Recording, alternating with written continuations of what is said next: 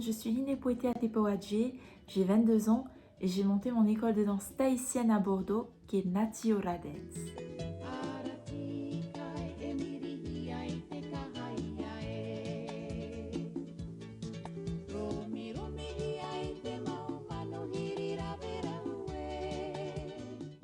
Alors je danse depuis l'âge de 3 ans, j'ai commencé au conservatoire artistique de la Polynésie française, puis j'ai fait plusieurs autres écoles de danse et j'ai eu l'honneur de participer au Heiva et Tahiti aux côtés de Thierry Trompette au sein de la troupe de danse Hey Tahiti, mais aussi aux côtés d'un grand homme qui est Olivier Lenoir au sein de sa troupe Tahiti Arul Tunua.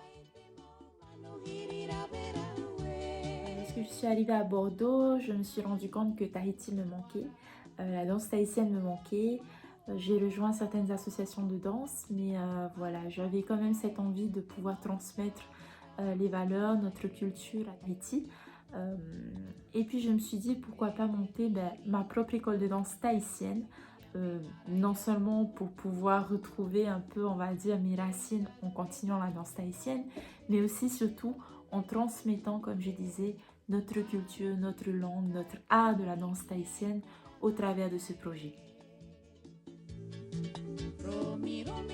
Alors j'ai commencé à travailler sur ce projet en 2020 durant la pandémie et puis en 2021 j'ai commencé à donner des cours de danse à domicile, cours de danse tahitienne à domicile parce que justement les salles de danse n'étaient pas accessibles dû au Covid. Et puis lorsque ça s'est ouvert, eh bien j'ai enfin pris la décision d'ouvrir les portes de Nati Ora Dance, donc de mon école de danse à Talence, à Bordeaux, où aujourd'hui on compte près de 35 danseuses au sein de notre école de danse. Alors monter sa propre école de danse tahitienne à 22 ans seule, c'est dur. Heureusement quand même que j'ai eu un bagage en gestion par ma formation en master entrepreneuriat et gestion de projet. Mais ce qui a été, on va dire, le plus dur était de connaître un peu tout le milieu de la danse tahitienne, ce qui se faisait ici, ce qui ne se faisait pas ici. Donc de connaître un peu les codes et puis la manière de fonctionner, le mode de vie des métropolitaines, des métropolitains, pour pouvoir adapter finalement notre pédagogie à ce public. Sachant que moi de base je suis une danseuse mais je ne suis pas une prof, ça a été, on va dire, un certain challenge pour moi de pouvoir dépasser, on va dire, ce statut de danseuse et enfin pouvoir transmettre eh bien, ce savoir-faire. Il n'est pas donné à tout le monde de savoir enseigner l'Uri Tahiti. Il faut savoir qu'être danseuse, c'est différent de savoir enseigner la danse tahitienne. Ce qui m'a permis aujourd'hui de pouvoir tenir ce rôle, c'est bien sûr par l'expérience. Lorsque je suis arrivée en France, j'ai eu l'occasion de donner des cours de danse dans certaines associations, ce qui m'a permis un peu de tester, d'essayer, de m'essayer, mais aussi de m'inspirer des grands. Je me suis inspirée de mes anciennes profs de danse, mais aussi des profs actuels qui m'inspirent, tels que Teani Robinson, tels que Tahia Kambé. Donc ce sont vraiment des femmes qui ont beaucoup travaillé et qui travaillent encore beaucoup pour arriver à un certain niveau. Et aujourd'hui, je peux le dire, pour pouvoir enseigner, ça ne vient pas du premier coup, mais il faut pouvoir travailler. Il faut travailler et il faut aussi surtout connaître sa culture et la discipline. Pour pouvoir enseigner, il faut connaître tous les pas de base, tous les codes du Uri Tahiti. Donc ça, c'est une chose. La deuxième chose, c'est d'aimer sa culture, de dépasser le côté Uri Tahiti, danse tahitienne, le côté technique, mais de pouvoir aussi dépasser tout ça en racontant une histoire, nos histoires, nos légendes polynésiennes, mais aussi en transmettant tout l'amour, la culture polynésienne qui est notre langue tahitienne, qui est aussi la musique polynésienne, les instruments, qui est l'artisanat. Une danseuse qui sait faire ses costumes est une danseuse complète. Aussi bien si elle connaît sa langue, aussi bien si elle connaît tous les pas de danse, aussi bien si elle connaît ses chants polynésiens, toute la signification qu'il y a derrière. Et autre chose aussi, tenir une école de danse, ce n'est pas pareil aussi qu'être professeur de danse. Tenir une école de danse, c'est tenir comme une entreprise. Tenir une entreprise. Je suis toute seule sur le projet, ce qui m'amène à toucher à tous les niveaux de l'école de danse. Niveau finance, au niveau de la communication, au niveau de la production, puisque c'est moi qui donne les cours de danse, au niveau de la gestion, en général de la logistique, puisqu'aujourd'hui, à ce jour, je vais vous le dire, mais on a un spectacle de danse, on prépare un spectacle de danse cette année. Et derrière, il y a toute une logistique, un programme à suivre pour pouvoir arriver à un objectif qui est au final le spectacle de danse. Donc derrière, être professeur de danse, c'est une chose. Gérer une école de danse, c'en est une autre. Et on va dire qu'il faut quand même un peu de courage et d'amour de ce qu'on fait. Moi, c'est l'amour de la culture, l'amour de l'autre qui me permet aujourd'hui, eh bien, de continuer et de vouloir transmettre ces valeurs qu'on a à Tahiti, de vouloir transmettre notre culture polynésienne.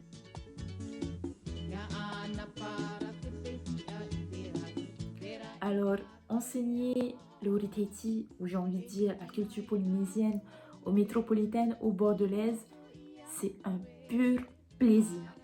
Tout simplement parce que je vais vous dire, les Tata Tahiti, ceux qui sont à Tahiti, ont l'habitude de vivre au soleil, ont l'habitude de vivre au paradis et ne se rendent pas compte de la chance qu'ils ont d'y être.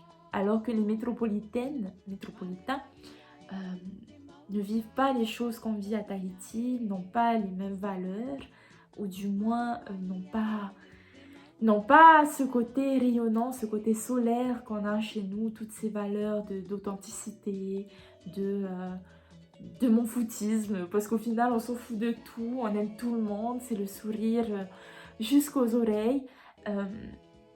Et du coup pour eux, ils veulent voyager. Ils veulent découvrir cette culture, ils veulent revenir à ce qui est de plus essentiel dans la vie au final, l'amour. L'amour et le partage. Donc pour eux, ils sont encore plus fascinés par la culture polynésienne que les Polynésiens même. Ils veulent même être... Enfin, voilà, vous avez compris. Pour eux, la danse tahitienne, le fait d'être au cours de danse, leur permet de voyager le temps d'une heure et demie, puisque c'est 1 heure et demie de danse que je donne par semaine. Le fait de voyager, le fait de voyager à Tahiti, dans un environnement assez solaire, avec de la musique polynésienne, avec des rires, avec du sourire, avec du soleil, jusqu'aux fesses, j'ai envie de dire. Voilà. Alors, conseil pour monter, on va dire, son école de danse tahitienne, c'est déjà de pouvoir aimer ce qu'on fait, de pouvoir aimer le Wuri Tahiti, de pouvoir aimer la culture polynésienne et surtout de la connaître. De l'aimer, de la connaître, mais aussi d'aimer transmettre. Parce que lorsque tu transmets, il y a toujours quelqu'un qui est devant vous, quelqu'un qui est devant toi. Et je pense qu'il faut quand même un minimum aimer les gens. Il faut aimer les personnes qui sont en face de vous pour vouloir leur transmettre. Ça, c'est une chose. Deuxième chose, c'est quand même être un minimum calé sur le côté gestion. Je dis ça parce que derrière, monter une école de danse n'est pas monter juste comme ça. Allez, entre copines, on va se faire des cours de danse. Non. Derrière, il y a des gens qui investissent leur temps, qui investissent leur argent dans, on va dire, une structure qui doit être un minimum qualitatif. C'est-à-dire qui doit fournir quelque chose qui leur convienne, quelque chose qui est de qualité.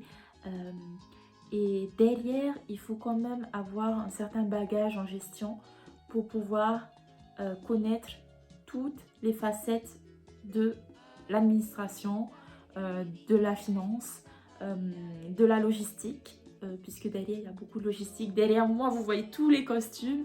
Donc voilà, il y a un spectacle qui est préparé, du coup derrière il y a beaucoup d'organisation. Et quand tu es toute seule, il faut quand même, je pense, avoir ce bagage-là. Troisième point, je pense qu'il faut être patiente. Il faut être patiente. Euh, pour le coup, je ne m'attendais pas du tout à avoir autant d'adhérents, de danseuses cette année. Et pourtant, voilà, c'est arrivé. Mais disons que mon projet a quand même pris 2 ans pour naître.